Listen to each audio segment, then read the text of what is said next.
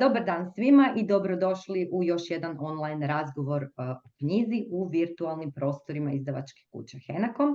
Ja sam Petra Gverić, urednica sam u ovoj izdavačkoj kući, a danas razgovaramo o romanu fantastične autorice, irske autorice Megan Nolan pod naslovom Dijela iz očaja, koji smo objavili prošle godine, a u sklopu projekta izdavanja nagrađivane evropske književnosti Evropa i izvana iznutra, financijski potpomognutim sredstvima Europske unije i Ministarstva kulture. Roman je doživio popriličan uspjeh, mora se priznati u Irskoj i izvan Irske, a sa svojim prvijencem mlada Megan Nolan dospjela je u uži izbor za Dublin Literary Award za nagradu Sunday Times Young Writer of the Year, a časopis The Guardian njezin je roman uvrstio među 10 najboljih debitantskih dijela 2021. godine. Nažalost, iz objektivnih razloga autorica nam se danas nije mogla pridružiti, ali zato imam čast ovdje pozdraviti našu prevoditeljicu, dugogodišnju suradnicu Mirnu Čubranić, koja će nam pomoći da vam predstavim ovu sjajnu knjigu. Mirna, dobrodošla. Dobar dan svima, drago mi je da sudjelujem u ovom razgovoru i predstavljanju knjige. Mirna, vi ste sjajno preveli knjigu. Mi smo doista sretni što ovu knjigu imamo u svom izdavačkom programu, s obzirom na to da ona govori o pomalo neobičnoj temi. Pa ovako, voljela bih da vi predstavite knjigu, što ste očekivali kad ste dobili knjigu koja se zove Dijela iz očaja, kako ste knjigu sebi zamislili i je li ispunila vaše očekivanja. Možete nam nešto više reći o tome? Dakle, ovo je roman prvijenac Megan Nolan, ali prije nego što sam dobila knjigu, čitala sam članke koje je objavila i vidjela o čemu zapravo Megan kao novinarka piše. Tako da sam donekle imala neku predodžbu o tome što mogu očekivati. Megan se nije mnogo odmaknula od tema kojima se kao novinarka bavi u ovom romanu, za koji je teško reći koliko je on zapravo nadahnut nekim njezinim osobnim iskustvima, niti je o tome zapravo potrebno nagađati. Koliko je on vjerovatno, odnosno ja bih rekla, slika i odraz nekog vremena u kojem je Megan odrasla, u kojem živi i vjerovatno irskog društva danas, odnosno te neke mlade generacije, odnosno mnogo mlađe od moje generacije sada. Što sam očekivala, teško je reći, jer kad se roman zove Acts of Desperation, taj desperation, odnosno očaj, može biti svašta. I ta dijela koja činimo u očaju i iz očaja mogu biti svakakva. Ali s obzirom na neke već recenzije koje su bile objavljene, imala sam prilično dobru sliku o tome što mogu očekivati. Iako mogu reći da nisam bila spremna na stil, odnosno književni stil koji ću zateći, jer bi iz mog iskustva čitateljskog više nego prevoditeljskog sa jednom takvom temom čovjek očekivao ipak malo drugačiju knjigu od Meganine. Mislim da je zapravo upravo zbog toga i podigla neku buru među kritičarima i zapravo i dobila tako dobre kritike, jer je temi koja je prilično teška, a recimo poznata, pristupila na jedan ipak bitno drukčiji način od dosadašnjih književnih autora koji su se takvim temama bavili, jer temama tih nekakvih nesretnih ljubavi, toksičnih ljubavi se književnost bavi zapravo od uvijek, jer se književnost od uvijek bavi temom ljubavi, ali ona njoj ipak pristupa na jedan drukčiji način i sad možda je to sad način te neke nove ili mlađe generacije, možda je to pitanje njezinog osobujnog stila i pristupa, ali svejedno čovjeku se nekako usjeće i pamćenje i na neki način ga malo uzdrma. Da. Da. Evo da držimo svoje gledatelje baš u potpunom mraku. Radnja romana prati mladu junakinju, ona se zaljubljuje u nešto starijeg muškarca, ne puno starijeg, i ona će u ime te ljubavi, dakle, činiti sve. Ona zna da on ima neku bivšu djevojku za kojom pati, on se vraća toj bivšoj djevojci, zatim se vraća našoj junakinji, koja mu čisti, kuha, pere, sve čini za njega, adaptira mu se, prati njegove interese. Dakle, na određeni način ona pomalo briše sebe da bi udovoljila njemu, da bi mu se prilagodila. Jeli? Sad, je li to ljubav? Pitanje je li to, mislim, prava ljubav? Kakva je to ljubav? Da, teško odgovoriti na to pitanje, zato što mislim da mi kao ljudi možda i redefiniramo pojam ljubavi sa godinama i iskustvima. Megadina junakinja koja u romanu ostaje bez imena, jer je ona ta iz čije perspektive saznajemo što se događa, znači gotovo kao u nekim dnevničkim zapisima, kao u nekom, pa na određeni način seciranju njezinih misli i osjećaja. Ona je tamo, znači ona je djevojka od nekakvih možda 25 godina. Da, 25, s tim da je njezin muškarac u kojeg se fatalno zaljubi nakon jednog susreta, što je isto vrlo simptomatično i govori dosta. Kiran je dakle muškarac od možda 30 godina, 31, 2, nešto stariji od nje, dovoljno zapravo stariji da joj bude u tom trenutku vjerovatno neki uzor. Da li je to što ona osjeća ljubav, iz njezine perspektive sigurno je, jer ona za tim zapravo stremi i to je ono što ona u životu traži i mi to saznajemo iz tih njezinih zapisa, to je ono što ona od nekakve svoje mladosti ili nekakvih svojih tineđerskih godina, to je ono ka čemu ona ide i to je ono za što ona misli da će joj zamijeniti sve ostale potrebe u životu. Da će, znači, ljubavni odnos sa takvim jednim, recimo, karizmatičnim muškarcem, kao što je njezin Kiran, koji se bavi umjetnošću, on je nekakav kritičar, likovni, on je intelektualac, on je fizički privlačan, on je tajanstven i tako. Ona dakle očekuje od tog nekakvog ljubavnog odnosa da na neki način ispuni sve njezine potrebe, da zadovolji sve njezine želje i možda da sad iz ove perspektive, a i kad dođemo do romana to i shvatimo, da možda na neki način pokrpa sve one emocionalne praznine, rupe,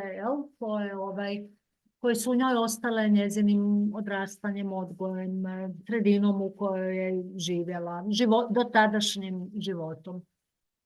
Da li je to ljubav? To je vrlo nezgodno pitanje. Ja sad ne znam, ja mogu samo odgovoriti iz svoje perspektive, ali moja perspektiva nije perspektiva djevojke koja piše taj roman. Da, iz moje perspektive to nije ljubav, nego zaljubljenost ili zaluđenost ili ne znam, zatreskanost, već kako se to može nazvati. Ali mislim da je, bez obzira na to, takav osjećaj jedan nužan dio odrastanja, ili je to pogrešna riječ, zapravo nužan dio formiranja osobe, formiranja našeg karaktera. I sad ako ćete čitati malo psihologa od Junga nadalje, onda ćete vidjeti da oni čine razliku i jasnu razliku između zaljubljenosti i ljubavi, ali očito bez jedne ne može negdje biti druge. Znači, tada mi je neka zaljubljenost, neka bitna polazišna točka da bismo ostvarili neki dublji odnos sa nekom osobom i prihvatili onda sa njezinim manama, čega u zaljubljenosti nema, jer zaljubljenost ne vidi mane, ona vidi samo one dobre osobine, da. Da, moram napomenuti da nisam sigurna da dob tu igra veliku ulogu, pogotovo razmišljajući o romanu Annie Ernaux, koji se zove, ako se ne varam, samo Strast, pa i tamo je junakinja itekako starija, ali ne može se oduprijeti tom obsesivnom razmišljanju o muškarcu, ali svakako da je ovaj roman Megan Nolan itekako utemeljen u suvremenosti, u suvremenom načinu shvaćanja odnosa. Pogotovo mi se čini da danas vrlo često govorimo o toksičnim ljubavima kad su u pitanju narcisi. Dakle, muškarci su često narcisi, oni imaju nekakve komponente ili narcisoidne crte ličnosti ili narcisoidni poremećaj i na neki način i pripovjedačica govori o svom Kiranu na taj način. I kad se pisalo o romanu u različitim kritikama i recenzijama spominjala se ta narcisoidnost njegova. Jeste li vi glavnog protagonista, dakle dečka te naše junakinje vidjeli kao narcisa u romanu? Ovako, vratit ću se malo na dob.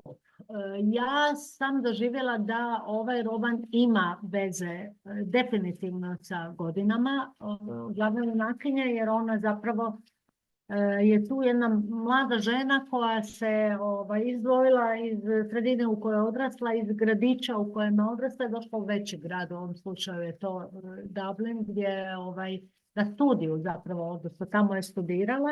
Znači to je sad, bez obzira kako je živjela u obitelji koja je bila razbijena obitelj, jer su se roditelji razveli, ona je došla u grad u kojem ima potpunu slobodu i grad koji živi vjerovatno kao svaki evropski suvremeni grad u kojima mladi ljudi, dakle, imaju neki svoj način, ne znam, na koji izlaze, kako se druže i tako dalje. Ona je, znači, u trenutku kad sreće svog tog fatalnog muškarca, ona je slobodna od obiteljskih nekakvih spona, ona može graditi svoj život kako želi, ona je slobodna izlaziti sa prijateljima, muškarcima i tako dalje.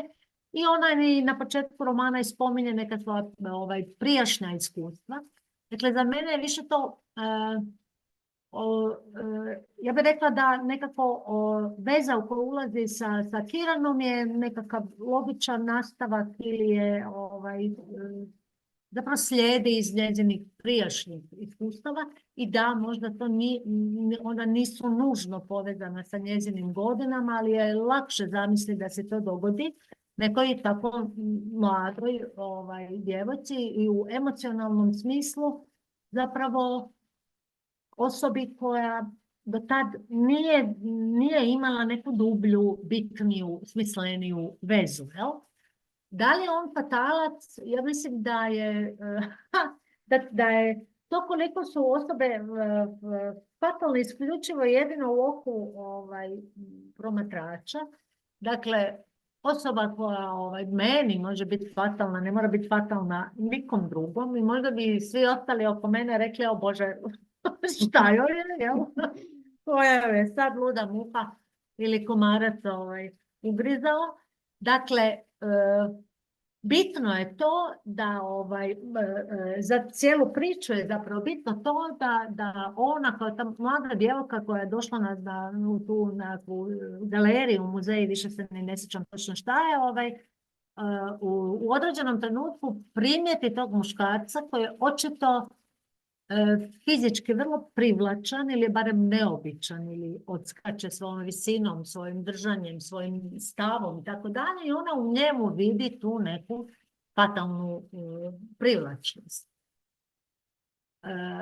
od nas kao čitatelja se naravno očekuje da i mi takvim doživimo, jer ako ga takvim doživimo, odnosno ako ga takvim ne doživimo, onda sve ostalo nema apsolutno nikakvog smisla. Mi zapravo moramo pristati na to da je on fatalac. Ali naravno da kroz roman vidimo da je on sve osim tog nekog fatalca, jel? I da je on isto jedno oštećeno, da, ružno će zvučati, ali da, oštećeno ljudsko biće, dakle, koje nosi neke svoje traume iz djetinjstva, iz prijašnjeg života, iz prijašnje veze i koji vjerovatno ne zna postupa drugčije nego što postupa. Ali sad nećemo jako kvariti, jel? Čitateljima roman, odnosno onima koji još nisu pročitali, mislim, on se ponaša kao što bi se zapravo većina nas, ako ne i svi, ponašali u sličnim situacijama. On je zapravo u odnosu sa našom junakinjom prilično sebičan, ali način na koji se ona postavlja njemu zapravo u tom smislu i daje potpuno široke ruke. On može biti on si može to dopustiti. Da. On si to može dopustiti. Da, on si to može dopustiti, da. Hoću reći, mislim, ako mene, recimo, pitaš kako sam ja to doživjela, nema tu u tom romanu, niko nije, nema, znači, nevinih i s druge strane ovi koji su krivi. U toj vezi su i ona koja ne znamo ime i njezin Kiran zapravo jednako krivi ako neko treba biti kriv.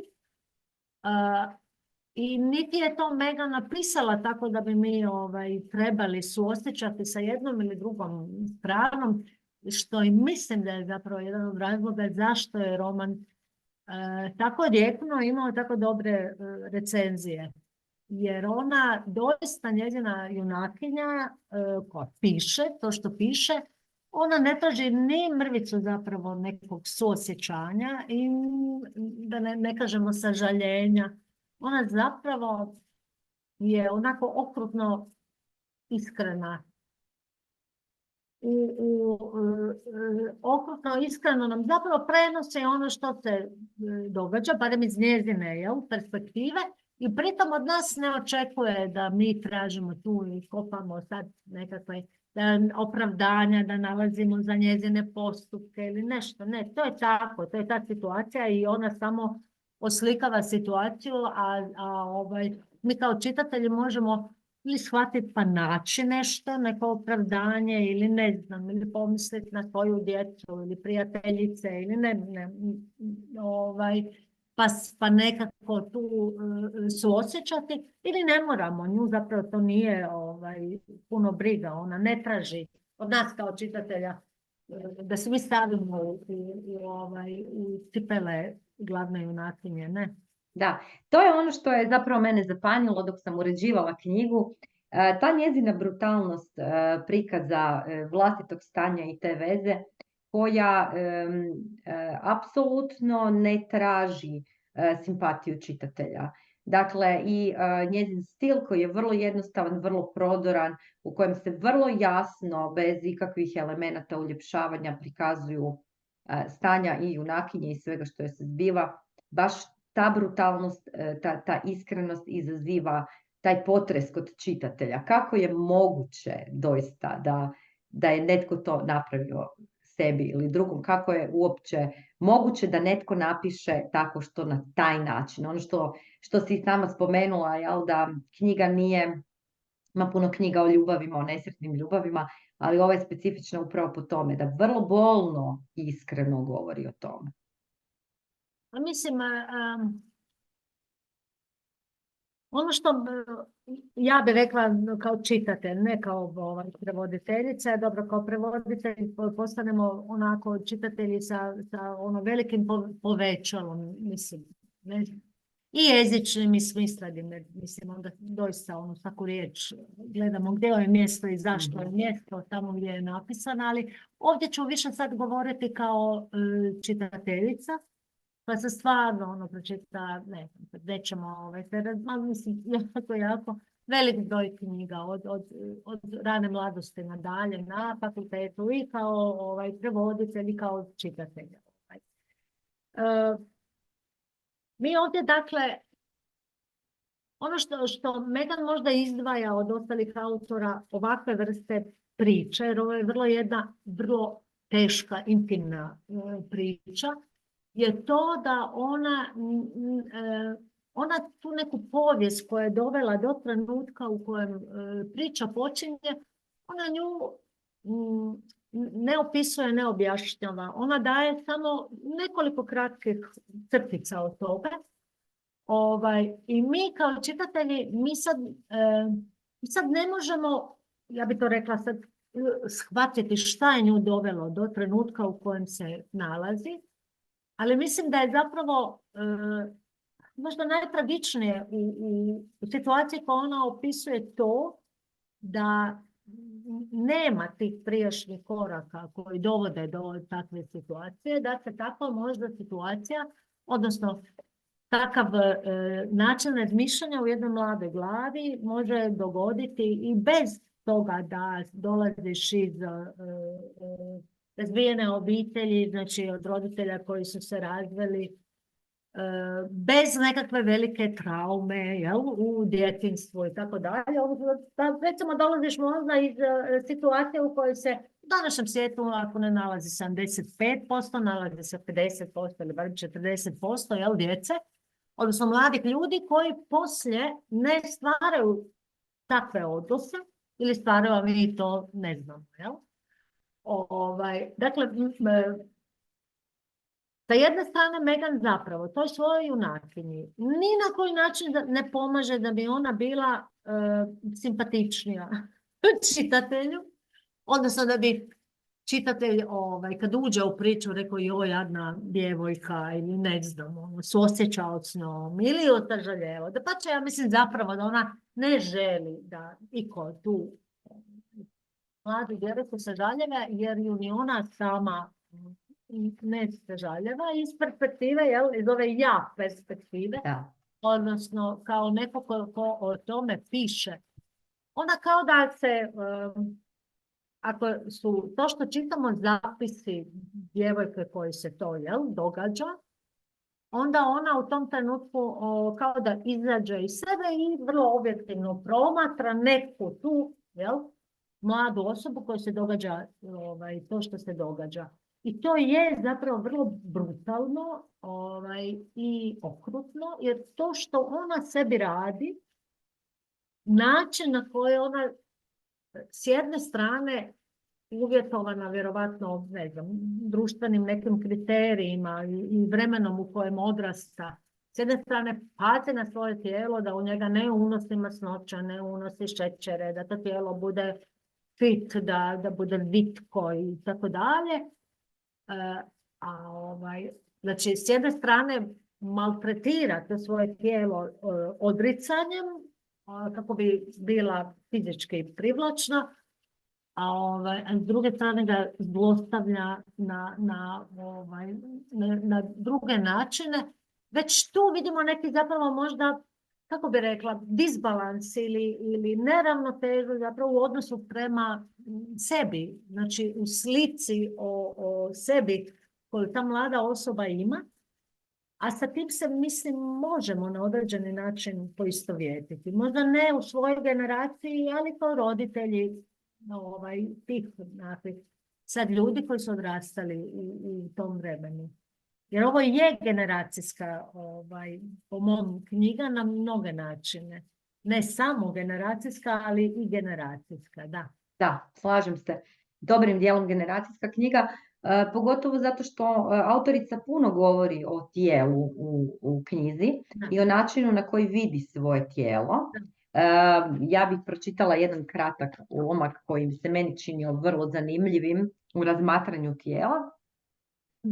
Nikad mi nije bilo jasno kako ljudi mogu voljeti svoja tijela, niti sam ikad doista shvatila kako ih mogu mrziti. Ja sam svoje tijelo uvijek doživljavala duboko uznemirujućim u njegovoj stalnoj mijeni. nečim nestalnim i neposlušnim što u osnovi nema nikakve veze sa mnom i nimalo me se ne tiče. Kako bih trebala prihvatiti, voljeti ili mrziti ili biti ravnodušna prema nečem što neće ostati isto? Kako mogu zadržati postojane osjećaje prema nečem tako promjenjivom? Bi li umjesto toga trebala priznati da to ne mogu, da je potrebno odvojiti od mene moje tijelo sa svim njegovim odvratnim, svojevoljnim bujanjem i smanjivanjem, procvatom i uvenućem? Kažu da je to nemoguće. To mi najčešće govore muškarci. Oni su proučili filozofe koje ja nisam čitala, ali ono što oni govore biranim riječima jednako je kičenim sloganima samopomoći što ih izbacuju žene koje oni smatraju glupačom. Oni kažu da smo tijelo u kojem prebivamo. Ne možemo se odijeliti od njega. Kad se ono promijeni i mi se mijenjamo. Nismo samo svjedoci hirova svog tijela, njihovi smo tvorci. Da. Pa ja mogu sad govoriti svoje perspektive. Ja mogu samo reći da u vremenu u kojem sam ja odrastala, tijelo nije bilo, kako bi se to reklo, nekakav božanstvo. Ne? Ono, nije bilo u fokusu. Da, nije bilo toliko u fokusu. Njemu se nisu ništa dizala nekakva svetišta i oltari. Mi, barem moja generacija, odnosno način na koji sam ja odrastala, mi nismo puno razmišljali o tijelu. Tijela su bila različita, neko je bio viši, neko je bio niži, neko je bio obliji, drugi je bio ravni i tako dalje.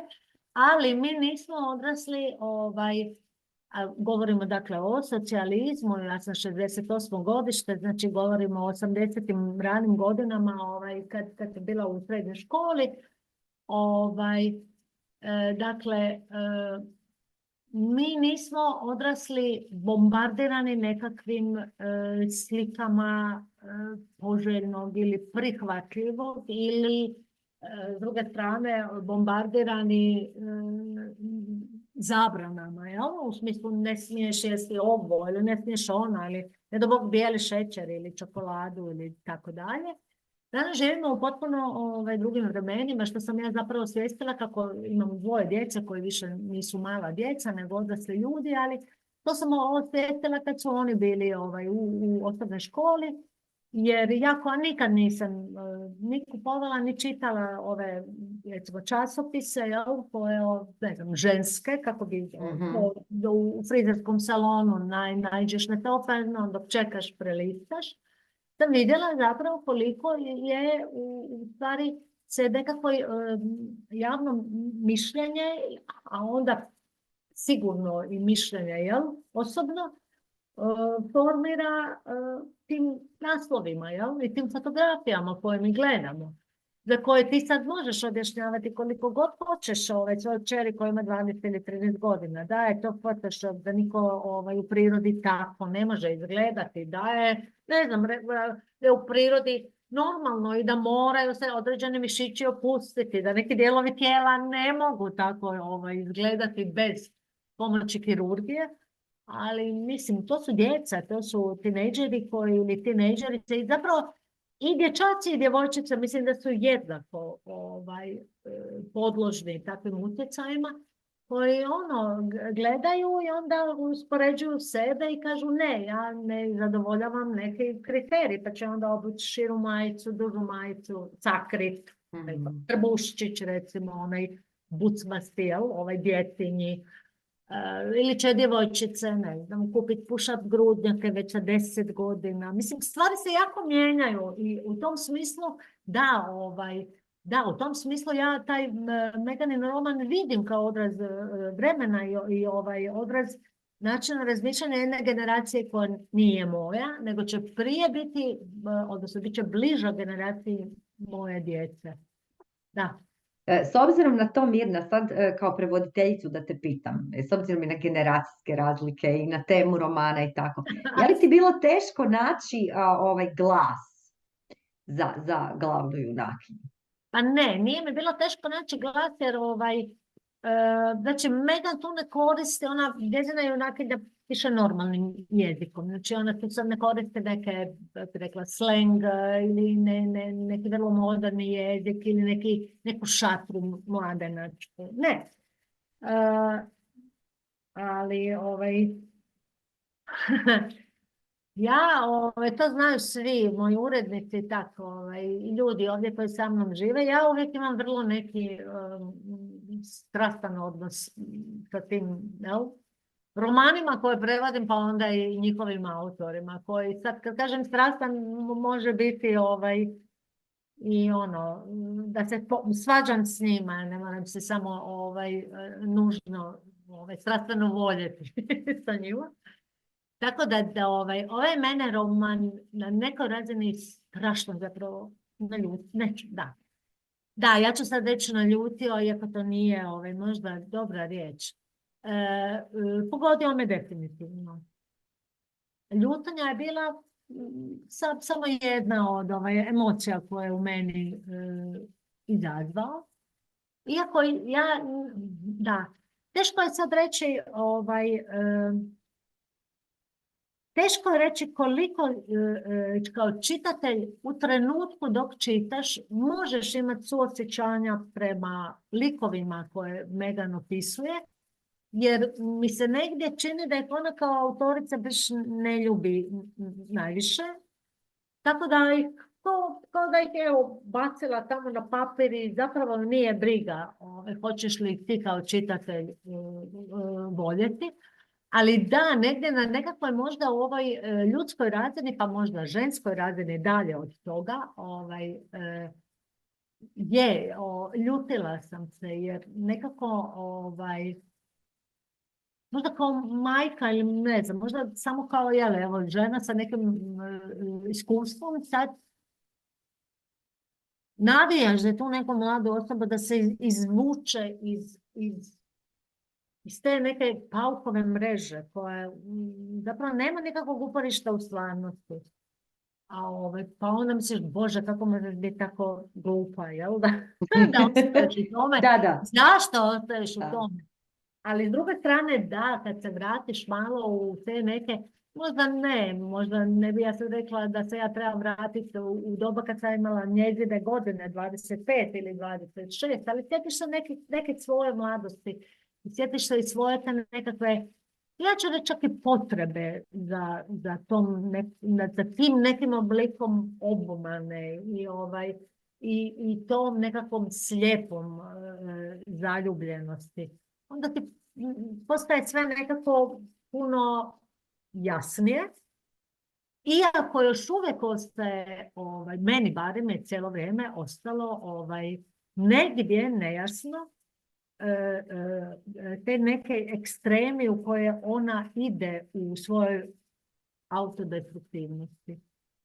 Tu negdje, eto, ja to kao, što vjerovatno ima veze sa karakterom prije nego sa bilo čim drugim, tu mi to nekako nije bilo potpuno jasno, iako sam se zapravo kao majka onako na više mjesta zaledila i mislila, može li se to dogoditi moje kćeri, primarno moje kćeri, što sada evo govori o tome koliko smo zapravo društveno uvjetovani, čak i da imamo nekih predrasuda u tom smislu, jer imam i sina, pa i njemu bi se moglo dogoditi, ali ja sam se primarno pitala, Bože, može li se to dogoditi i moje kćeri? Jer negdje u konačnici kad podvučemo je zapravo, ja bih rekla, problem u manjku poštovanja prema sebi.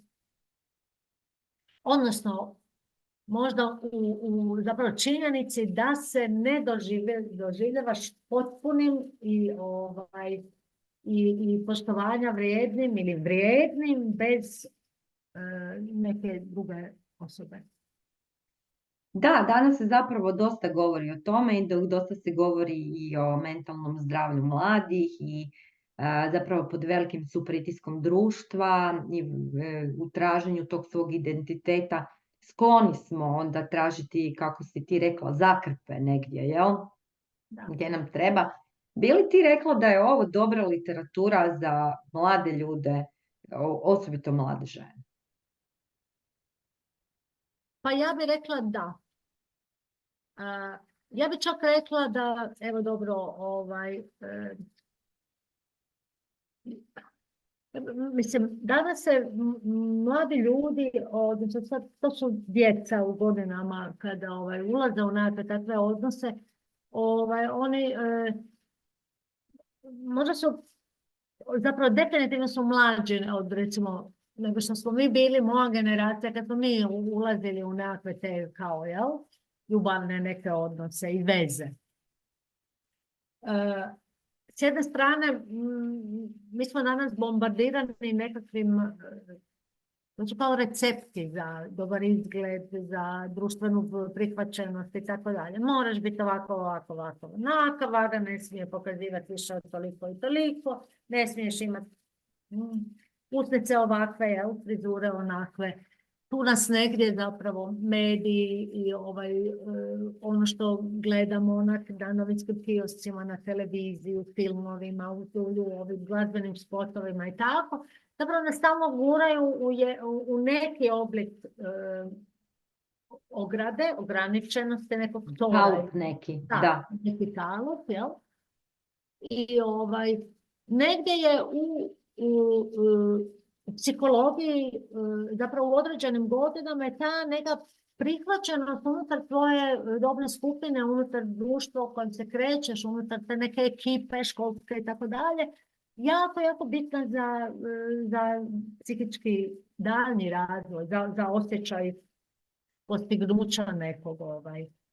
Dakle, s jedne strane imamo neke norme koje su potpuno sumanute i njih je nemoguće dosegnuti.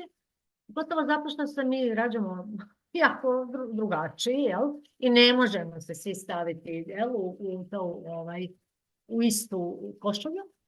A s druge strane je ta potreba da si dio skupine, da budeš prihvaćen i mislim da tu negdje između te dvije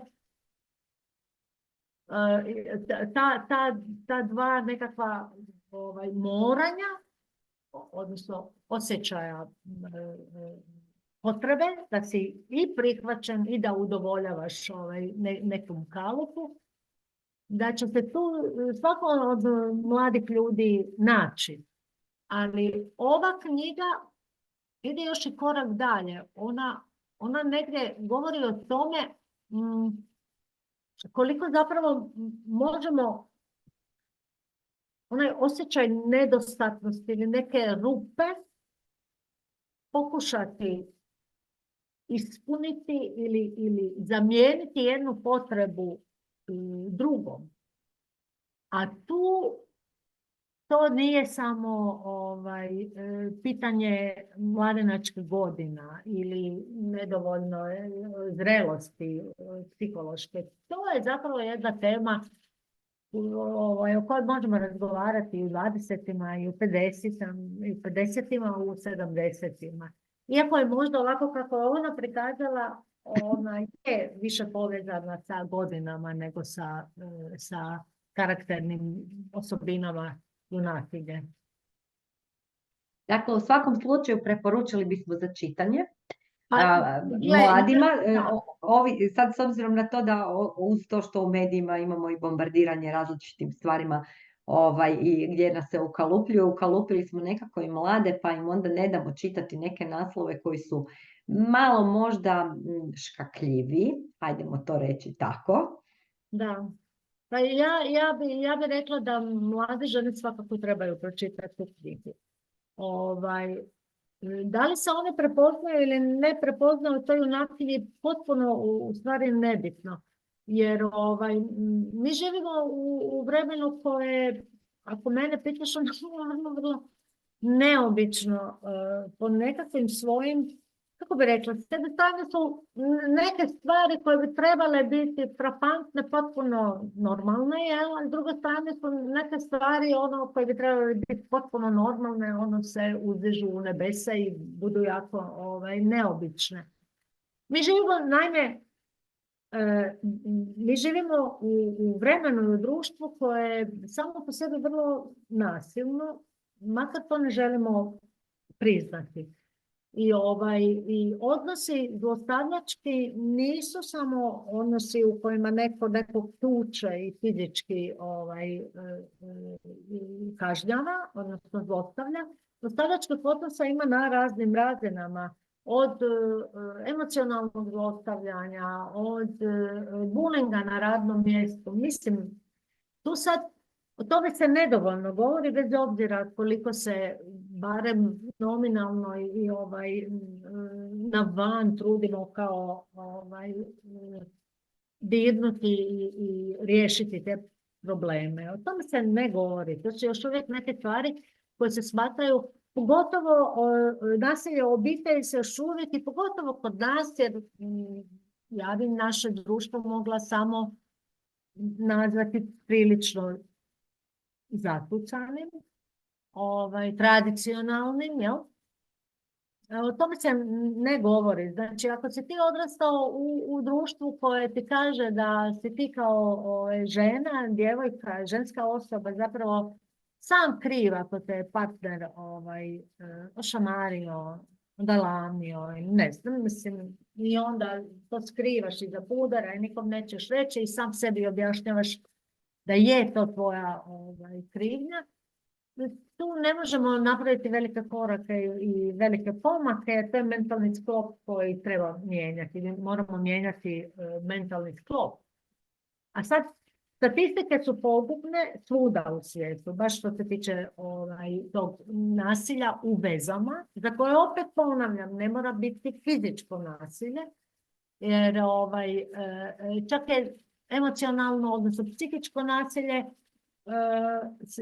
prisutnije, a s druge strane na mnogo načina je pogubnije jer je njega puno teže osvijestiti i primijetiti. Njemu ćemo, mislim, žene traže opravdanja i fizičkom nasilju, kaže ja sam kriva, ja sam to izazvala i tako dalje. Žene po statistikama se vraćaju muškarcima koji ih ostavljaju 6-7 puta prije nego što ih stvarno ostave. Dakle, da, mlade žene bi trebale pročitati tu knjigu da možda negdje, ako se mogu prepoznati, ako vide neke paralele sa svojim nekim postupcima, da to što prije osvijeste, jer opet ponavljam, mi živimo u društvu koje o tome nedovoljno govori, živimo i u obiteljima, pretpostavljamo, kojih većina o tome ne razgovara. I ja mogu zamisliti zašto većina žena ne zna kome bi se obratila, odnosno šuti. A šutnja je, to znamo, šutnja je na neki način suučesništvo. Mislim, jel? Pristajanje na tu neku konspiraciju, na tu neku urotu. Urota šutnjom, ti se pravimo da ne vidimo.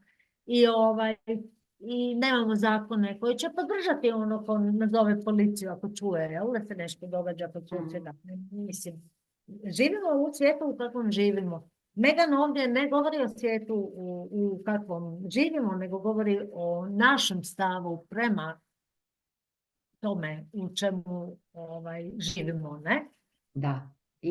I tome na koji nas način zapravo sve to izvana može uvjetovati, jel? Da se bacimo u jednu vrstu autodestrukcije. Ali sad ću opet podcrtati, ona zapravo svojoj junakinji ne daje onu neku tužnu povijest, tragičnu, u kojoj bi mi kao čitatelji stali na njezinu stranu i onda recimo navijali za nju jer bi znali zašto ona postupa tako kako postupa. Njezina junakinja je negdje oslikana u nekim crticama, vrlo kratkim, ona usput spominje. Mi tu vidimo mamu, vidimo da ima oca koji se trudi, s kojim ona ima dobar odnos. Vidimo da je mama žena koja je, recimo, tašta i jako je važan njezin fizički izgled, pa onda svojoj kćeri možda govori nemoj je skekse i tako je negdje, jel, uvjetuje na to da ona pazi na to da bude vitka.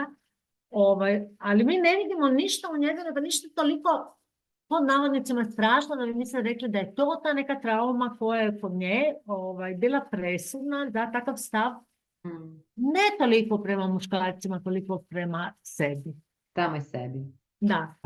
I sad je tu ono zašto bi zapravo po mom, da, djevojke, mlade žene to trebale pročitati. Ne da bi se definirale u odnosu prema drugoj osobi, da li je to muškarac, da li je to žena, da li je to roditelj, nebitno, nego prema sebi.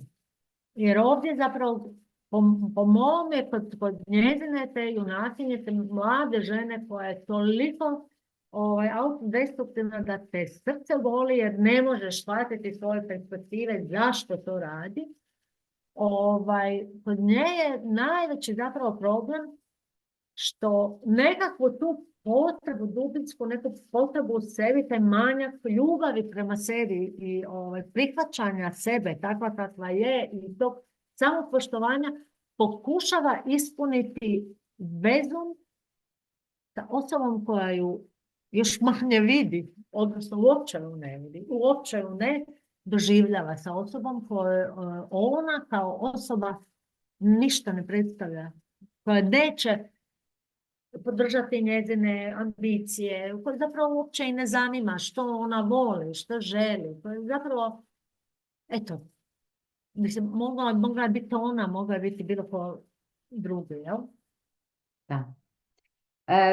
Slažem se, u svakom slučaju to je jedan vrlo uzbudljiv roman, meni jedan od najuzbudljivijih koje sam uređivala. Moram priznati da je mene doista potresao jer sam se sjetila i nekih dijelova iz svoje mladosti, ali da, i u odnosu prema, kažem, ne moramo ući u identifikaciju, ali gledajući svijet oko nas, svoju djecu, mlade žene i tako dalje, itekako možemo shvatiti na koji način i što je oblikovalo ovakvu junakinju. Mirna, puno ti hvala na ovom razgovoru. Ja dakako svima preporučujem da pročitaju ovu sjajnu knjigu Megan Nolan, Djela iz očaja. Knjiga je sjajna, a ne očajna. Mirni zahvaljujem na sjajnom prijevodu kojim je odlično prenijela duh knjige i svaku riječ autorice. I nadam se da se vidimo u nekom novom izdanju nekog novog evropskog projekta. Ja bih samo još nešto dodala, ako smijem. Nadam se da će knjigu uzeti u ruke ne samo žene, nego i muškarci. Jer bez obzira, to je sad slučajno knjiga o jednoj mladoj djevojci, ali mislim da jednako tako obje strane se mogu naći u takvoj situaciji. A za čitateljice koje će biti recimo mojih godina, njima bi rekla da ne očekuju neko veliko čudo, jer ovo je stvarno jedna okrutno realna knjiga. Mislim, ništa ne uljepšava. Pa onda, budući da ništa ne uljepšava i nije bajka, ona nam neće ostaviti onaj osjećaj da je sad napokon sve u redu i sve dobro. Vjerovatno je zato i još i zbog toga u stvari tako dobila dobre kritike, nego će nas ostaviti s tim da se nazire neko svjetlo na kraju tog tunela, ali još postoji taj, još smo u tunelu. Da, još smo u tunelu i još imamo šta ovdje putovat, hodat ili ne puzat ili ne znam na koji način se približavamo tom svjetlu, ali da, približavamo se svjetlu. A mislim da zapravo to je tako u životu. Mislim, svi smo, puno se pričalo o tome da li ova knjiga govori o tome da smo tom nekakvom pojmom nekakve ljubavi zamijenili recimo vjeru, ili mislim bilo je puno pitanja o tome. Ja ne mislim da su uvijek te neke mlade ljubavi, romantične ljubavi postavljene osobe na neki pijedestal na kojem ona najčešće nema što raditi, ali da nismo tako kad smo mladi, onda ne bi bilo tih velikih ljubavi, ne bi bilo te zaljubljenosti, ali meni je zanimljivije i to će čitateljice mojih godina možda i više primijetiti, ono pitanje da li bismo ikog mogli voljeti da je ono baš tako brutalno iskren prema nama i da li bismo i sami sebe mogli voljeti da smo baš toliko potpuno iskreni prema sebi. To sad je ostavljam možda neki drugi razgovor, neki drugi roman, ali da, svakako treba pročitati Megan Nolan, neće se svima svidjeti i mislim da je to nije bio cilj, nije napisala roman koji bi se svidjela publici. Nije napisala ni junakinju koja će se svidjeti čitateljima, ali je napisala sigurno junakinju, odnosno roman koji ćemo negdje zapamtiti, barem po tim nekim osjećajima ili reakcijama koje pobudi. Da. Hvala ti, Mirna, na ovom sjajnom uvidu. Nema na čemu. Odličan uvid za kraj, doista je tako. Bismo li voljeli sebe da smo brutalno iskreni prema sebi? Ne znam. Ja uvijek kažem, budi nježan prema sebi, barem kad nije o literaturi riječ, a u literaturi se svašta smije i sve se smije. Da. Eto, hvala ti i pozdrav svim našim gledateljima. Pozdrav i svim čitateljima, čitajte, ja uvijek kažem da Čitajte. treba čitati ono što nam se ne sviđa. Tako je. Tako. Mirna, hvala ti. Nema na čemu. Bok. Bok.